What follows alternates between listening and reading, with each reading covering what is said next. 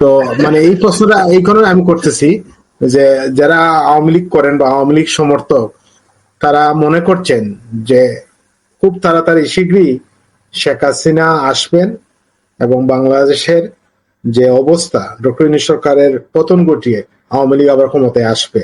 এই বিষয়ে আপনার মতামতটা কি বা কি বলবেন? দেখেন, এটার সম্ভাবনা আমি উড়ায় দিতে পারি না।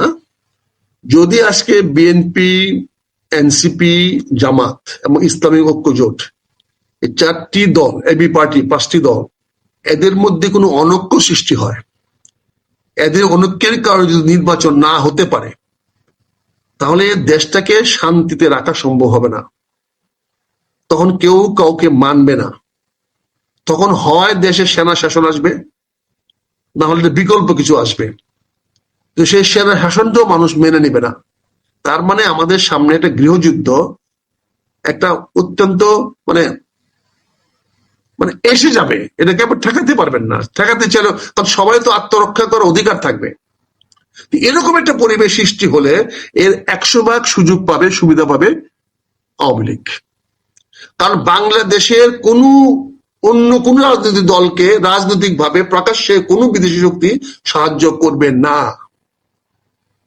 আওয়ামী লীগের বিরুদ্ধে রিজিম চেঞ্জের নামে এনজিওরা অর্থ পেয়েছে, কিন্তু সামরিক সাহায্য পায় নাই, গোলা বারুদ পায় নাই, সেনাবাহিনী পায় নাই। তারা এনজিওর মাধ্যমে শেখ হাসিনা সরকারকে হটিয়ে দেয়। কিন্তু আগামীতে যদি ফেব্রুয়ারিতে যদি নির্বাচন সুষ্ঠু না হয়, তাহলে আইন শাসনটা কিভাবে হবে? ডক্টর ইউনূস ফেব্রুয়ারি মাসের 12 তারিখের বা 14 তারিখের পরে কিভাবে ক্ষমতা থাকবেন? কোন ক্ষমতা বলে? যে পুলিশকে প্রতিষ্ঠান দিল না আজকে বঙ্গবন্ধুর এই মাজারে যাওয়ার জন্য একজনকে গ্রেফতার করার জন্য, আপনি কি মনে করেন সেই পুলিশ অফিসাররা আর ভবিষ্যতে শফিকুল আলমের কথা শুনবে? শফিকুল আলমের কথা না শুনে ডক্টর ইউনূসের কথাটা কার মাধ্যমে আসবে? তার মানে আগামী দিনে কোনো ওসি কি এই ঘটনার পরে ডক্টর ইউনূস সাহেবের কথা শুনবে? আজকে যেভাবে আপনি গালাগালি করাচ্ছেন সেনাপ্রধানের বিরুদ্ধে, যেভাবে উস্কায়া দিচ্ছেন সেনাপ্রধানের বিরুদ্ধে, তা আগামীতে কি মনে করেন যদি নির্বাচন করাতে না পারলে যে বিশৃঙ্খলা সৃষ্টি হবে, সেই বিশৃঙ্খলায় আপনার পাশে গিয়ে ডক্টর ইউনূস সাহেবের পাশে গিয়ে সেনাবাহিনী প্রধান দাঁড়াবেন?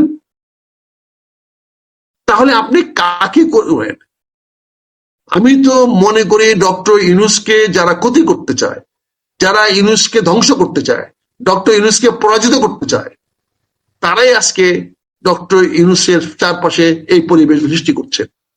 তারাই এরকম একটা পরিবেশ সৃষ্টি করছে যাতে ডক্টর ইউনূস এখানে টিকে থাকতে না পারে। কাজে আপনি যেটা বলছিলেন, কি বলছিলেন কথাটা আপনি আগে বলেন। মানে শেখ হাসিনা ফিরে আসবেন কিনা? কাজেই এই অনৈক্যের সুযোগটা কে নেবে বলেন তো ভাই? আমি আপনার রিপিটটা কেন করাইলাম? রিপিটটা করালাম এই জন্য, যদি আমাদের মধ্যে মারামারি কাটাকাটি হয়, তাহলে কে আসবে? ভারত বলবে আমার সীমান্তে অরক্ষিত হয়ে গেছে, আওয়ামী লীগের লোকেরা বাড়িঘর থাকতে পারতেছে না, আওয়ামী লীগের যাকে যাকে আওয়ামী লীগ লোক এই দেশ থেকে রোহিঙ্গাদের মতো ভারতে চলে যাবে। এটা পরিকল্পনা করানো হবে, অত্যন্ত পরিকল্পনার সহ করা হবে। গরু বাছুর ছাগল নেয়া দেখবেন আওয়ামী লীগের লোকেরা সব ভারতের দিকে চলে যাচ্ছে। কেন? এখানে বিশৃঙ্খলা, এখানে মারামারি কাটাকাটি হচ্ছে। কে মরতে চাইবো? পালাই। আপনি এই যে মারমাকে আজকে কেন টার্গেট করলেন? এই মারমাগুলা কি করবে? মারমাগুলা কি কার পক্ষে যাবে? তার পক্ষে যাবে না। আপনার হিল ট্রেক্সের লোকগুলো কি আপনার পক্ষে থাকবে? বলেন, এই লোকগুলো কোথায় যাবে? আপনি আমার এই গারোরা কি আমার পক্ষে থাকবে? তারা কোথায় যাবে? সবাই তো ভারতে আশ্রয় নেবে। তার উপর তো 1 কোটি হিন্দু আছেই, তারাও ভারতে আশ্রয় নেবে। তাহলে যদি দেশে গৃহযুদ্ধ লাগে, তাহলে আওয়ামী লীগের লোক তো তাদের স্ট্র্যাটেজিক্যাল কারণেই তারা হিজরত করবে। তারা মক্কা পরিত্যাগ করে মদিনায় যাবে, সেখান থেকে সংঘবদ্ধ হয়ে আবার মক্কা আক্রমণ করবে। আমাদের মক্কাকে ঢাকা আর মদিনাকে যদি কলকাতা মনে করি, তাহলে কি হবে? আগরতলা মনে করি, তাহলে কি হবে?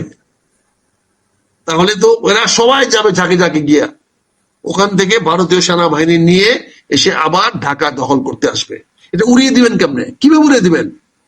এটাকে যদি বন্ধ করতে চান, প্রতিহত করতে চান, তাহলে এই চারটি শক্তির মধ্যে সমন্বয় করতে হবে, ঐক্যবদ্ধ থাকতে হবে। আপনার নির্বাচনে করেন, সুষ্ঠু নির্বাচন করান, যাতে এখানে আওয়ামী লীগ অনুপ্রবেশ করতে না পারে। আর না হলে আওয়ামী লীগ আসবে না, আসতেছে।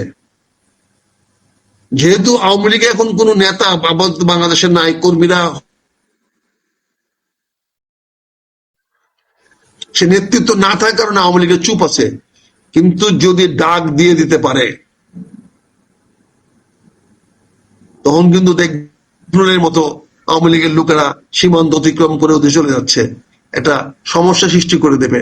সামনে কিন্তু বর্ষা না, সামনে কিন্তু শীতকাল, ফেব্রুয়ারি কিন্তু শুকনো সময়।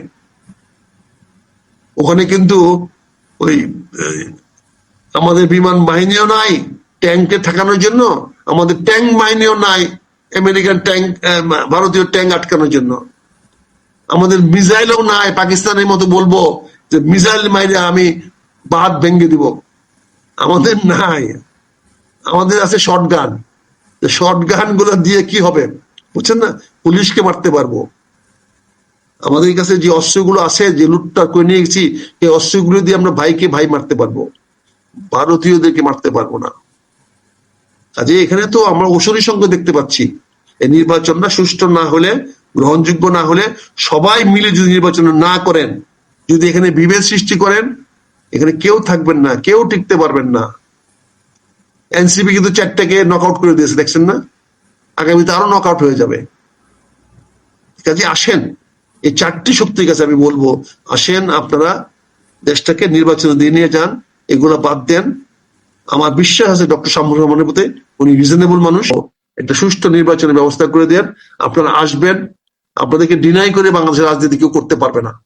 আওয়ামী লীগকে হয়তো সাময়িকভাবে আপনি বাদ দিতে পারেন, কিন্তু দীর্ঘ মেয়াদে আওয়ামী লীগকে বাদ দিয়ে বাংলাদেশের রাজনীতি করা যাবে না, কেউ করতে পারবে না। ধন্যবাদ আপনাকে, আজকের মতো বিদায় নেই।